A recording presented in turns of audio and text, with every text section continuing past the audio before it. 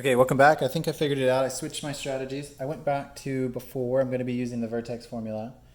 So here's our vertex formula here. And then I just expanded out our quadratic function and I subbed in the values for b and a, right? And so our c value comes out to be -1. So if we know the c, we could plug that back into the big equation. So let's do that now. Remember, that's the x component.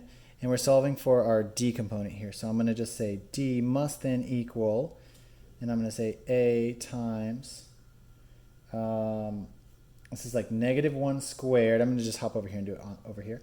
So it's like -1 squared, which is just 1, plus a -2, right? 1 times -2 minus 8. So all of this comes out to d equals 1 minus 2 minus 8. Let's see if this makes any sense at all. This is -10, -9. So this would be -9a.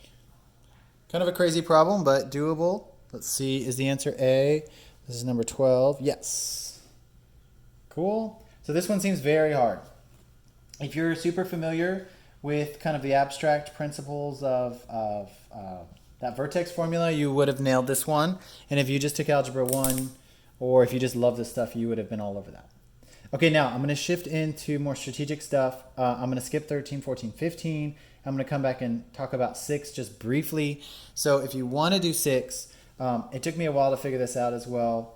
They want you to figure out x plus y. So it was early on enough in the questions that I presumed that there was some fast way to do this, or some kind of like, not gimmick, but like a shortcut. Now, through hard work, I figured out there definitely is not.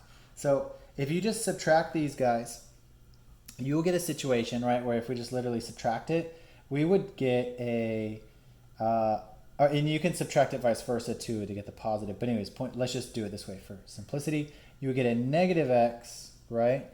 And then 3 minus a -2 plus 2 would be a, so -3 plus 2 would be a, how interesting. Okay, so -3 minus, plus a plus 2 would be -x, and this would be, this is it. Okay, so this would be a -y, right? And all of that equals -14 plus 6, which is just -8. Okay, so -8. We could say x plus y is equal to 8. Okay, so that's the first thing we know. And so they know that, and they want to know what x minus y is. So we know what x plus y is. So that's not very helpful to us. Let's log this in the bank. I'll put this over here. So x plus y is 8. We'll need that in just a second. So x plus y is 8.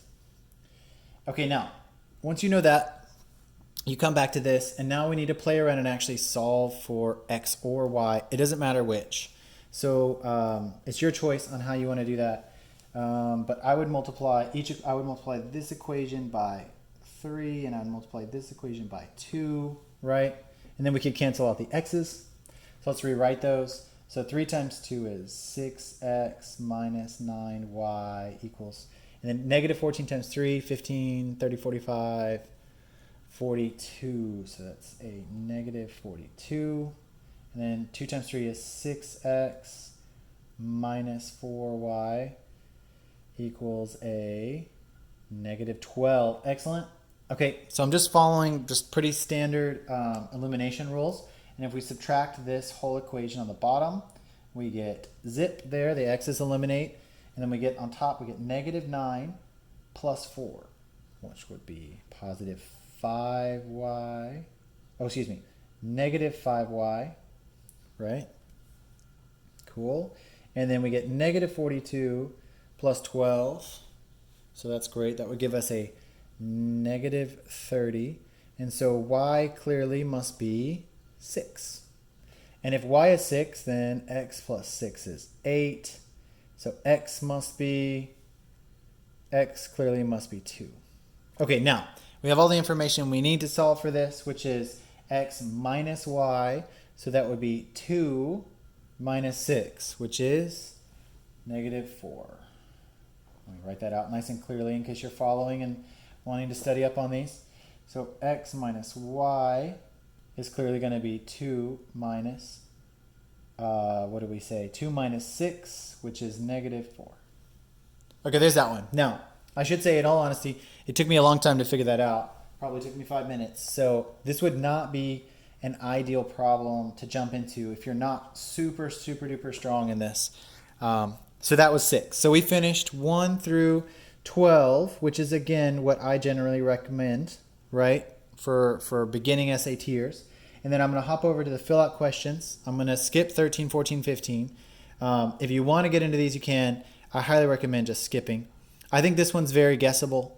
I've seen this one before. I'm just going to skip it for especially this instruction. So let's go and let's do the fill out problems for the end of this video. And then that'll be the main bulk of these questions. All right, cool. Let's change markers. Actually, I'll keep purple. Okay, here's 16. So we should be able to knock these out. Let's see how we're doing. Yep. Okay, so if x is greater than 0, what is one possible solution to the equation above? Okay, so what can we possibly do? We need to expand this out. That's an option. What else? We just need to solve for x in some way. So let's go like x to the what? Do we need to add these or multiply them? Well, it looks like we're adding them. X to the 5th, right? Minus 5x cubed plus 4x equals 0. Once we get in this scenario, we can pull what out? They all share an x out of there. And then we can say x to the 4th minus 5x squared plus 4 equals 0. Now, you can say x equals 0, right? So, but up here it says x is greater than 0. So they don't want that solution. So that's one of them, x equals 0, but they don't want that to count as your answer. Even though it is a answer, it's just not the one they want. So now they want us to factor this guy down here. So how could we possibly factor him? Let's see, we would have obviously some x squared and some x squared equals 0. And then we have a 4 here, which leads us to believe it's probably, if we have 5 in the middle, the only way to get that is a 4 and a 1, right? 4 and a 1. And if it's negative, we need to say negative 4 and negative 1. Cool? That's just factoring. And then you can choose either answer here, however you'd like to do it. There are tons of answers to this. So notice that this factor right here, I'll write over this image. This is x squared equals 1 and x equals plus or minus 1. So that's one of the answers. And the other one is x squared equals 4. So the answer would be plus or minus 2. Okay, now remember, x has to be greater than 0. So all these negatives are not useful. So the only ones we can grab up is obviously what? Positive 1, right? Or positive 2. Now, officially though, if you're just curious about this in a big idea, right? There's lots of answers. There's 5 total zeros you could get. So this would be 1, 2, 3, 4, 5. That's all 5 of them. Okay, so an official answer to this would be 1 or 2. No fast way to do that. You just have to actually solve it out. Make sure you're good with that stuff. Let me switch over to a smaller marker since I'm running out of space. 16, 17. Okay.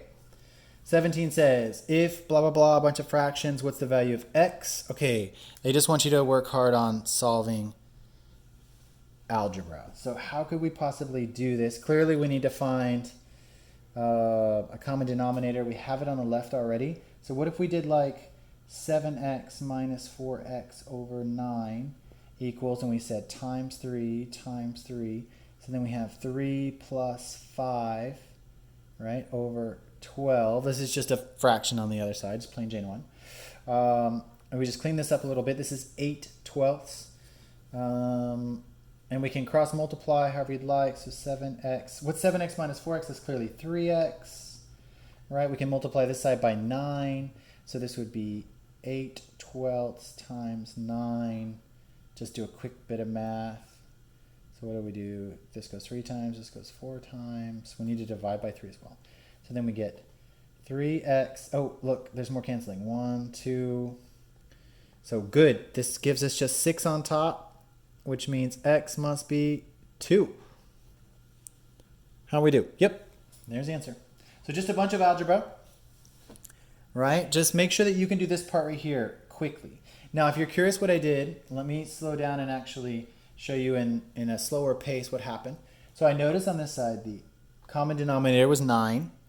And on this side, I noticed we need a common denominator of 12, right? So then I just made the common denominator here of 9, and I just summed these guys up top, 7x minus 4x. And then on the right-hand side of the equation, I created the common denominator 12 by multiplying 4 times 3 and 1 times 3. So then I said 3 plus 5 over 12. Cool, and then the rest is just simplifying. This one was a great one to practice. Okay, let's look at 18. 18 might be dodgy. Let's see how we do on this one, the geometry problem. It says two isosceles triangles are shown above. If 180 minus z is 2y and y equals 75, what's the value of x? Okay, so clearly y and z do not equal each other. Don't be misled. That's something that I think a lot of people see and they jump on. So two isosceles triangles are shown above. So that means those